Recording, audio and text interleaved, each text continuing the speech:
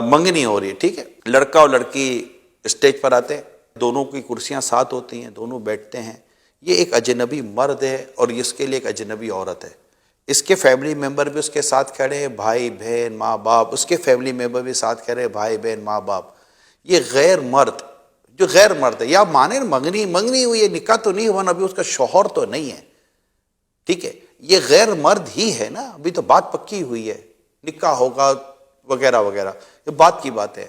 کیا یہ غیر مرد اس بھرے محفل میں سب کے سامنے،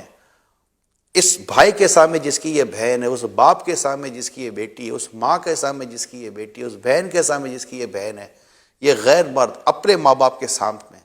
اس غیر عورت کو، ایک غیر لڑکی کو، اجنبی لڑکی کا ہاتھ پکڑ کر اس کو انگوٹھی پہناتا ہے، اس کے ہاتھ میں ہاتھ دے کر بیٹھتا ہے، اس کے ساتھ گروپ فوٹو ہوتی ہے، آپ سب تالیاں بجاتے ہیں، آپ سب خوش ہو رہے ہوتے ہیں۔ میں آپ سے ایک سوال کرتا ہوں، یہ تقریب نہ ہوتی اور کوئی غیر مرد اگر آپ کی اس بیٹی، آپ کی اس بہن کا ہاتھ سڑک کے بیچ میں پکڑتا، آپ کیا کرتے؟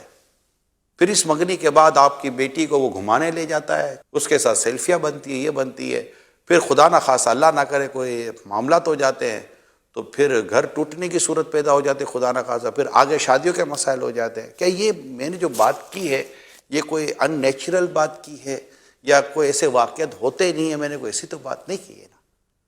آخر ہم یہ اس طرح کی رسم و رواج سے کیوں باہر نہیں آ جاتا؟ اچھا، پھر آپ کے لیے میں ایک عرض کر رہا ہوں، ایسے موقع پر، ایسے ماحول میں اگر کوئی ایک نیک متقی کہلانے والا، داڑھی والا، امام والا، ایک پرہیزگار مذہبی آدمی، مسجد کا امام اگر ہو تو آپ میں سے کوئی کہتا رہے یار ان کو تو ادھر نہیں ہونا چاہیے تھا، یہ جو آپ کہہ رہے ہیں ان کو یہاں نہیں ہونا چاہیے تھا، یہ خود اس بات کی دلیل ہے کہ جو آپ کر رہے ہیں نا، یہ کام ایسا ہے کہ جہاں ایسا دین اور اسلام کو ماننے والا، اس پر چلنے والا یہاں ہونا نہیں چاہیے تھا،